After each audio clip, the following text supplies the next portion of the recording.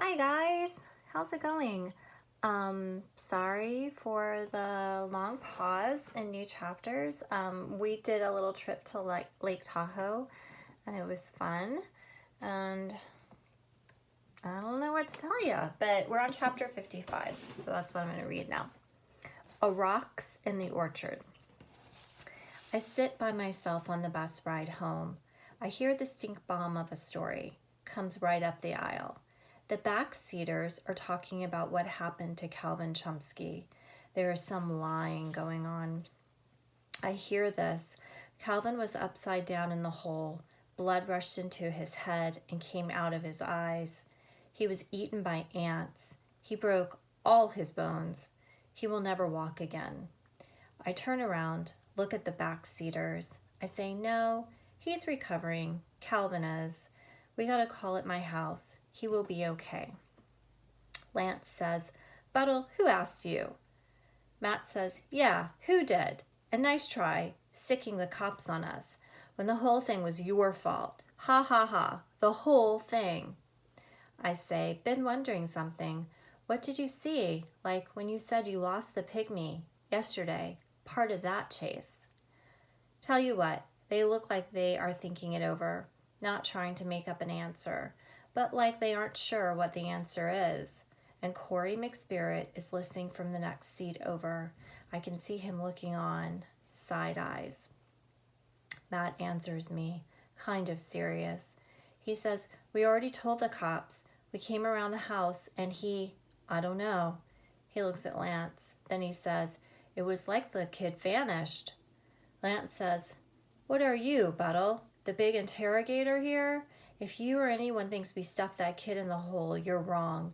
We didn't even know it was there. And hey, butthole, why do you have glitter on your sweaty mitts? Did you make arts and craps in the spoof today? I don't answer. I turn back, sit straight in my seat.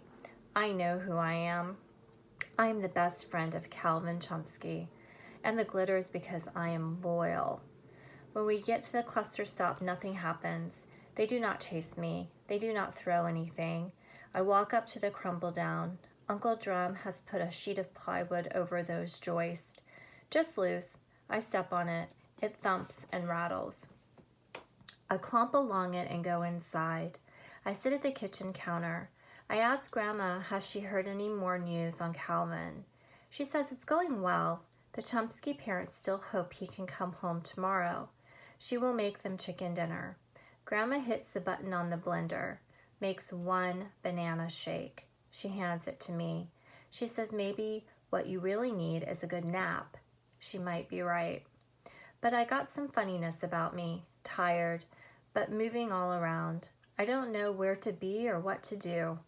There is no root cellar, no Calvin. Mooney Drinker has not showed up. Wish he would, but wish he wouldn't. That would mean trouble for him. I walk into the orchard, not far.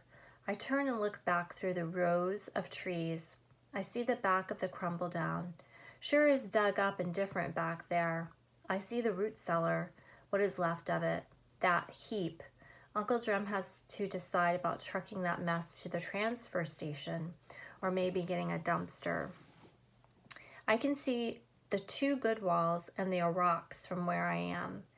It's a strange thing my eyes do, and my brain. I know he's just charcoal and oil crayons on the old stony wall, and now a few scrapes from the digger, and his ankles are stuck under a mess of brambles and boards. But when I look through the apple branches just the right way, it can look like he is in the orchard, standing still. I go up to our shed, grab for the steel-toothed rake. I use that to free their rocks. Just pull some of the mess from our condemnable hazard away from his feet. Then I smell maple and bacon. Uncle Drum looks at the rake in my hands. He says, we'll get that mess cleaned up, Mason. I'll figure it out. But probably better if you don't go climbing and picking around in there. Last thing you want is an old rusty nail in your foot. I nod. I lean my chin on the rake. I say, but can we really? And I look at the rocks instead of Uncle Drum. I say, can we get it cleaned up? and do like the town said, put a new cap on it. I'll help. Uncle Jim says, we'll do something, I promise.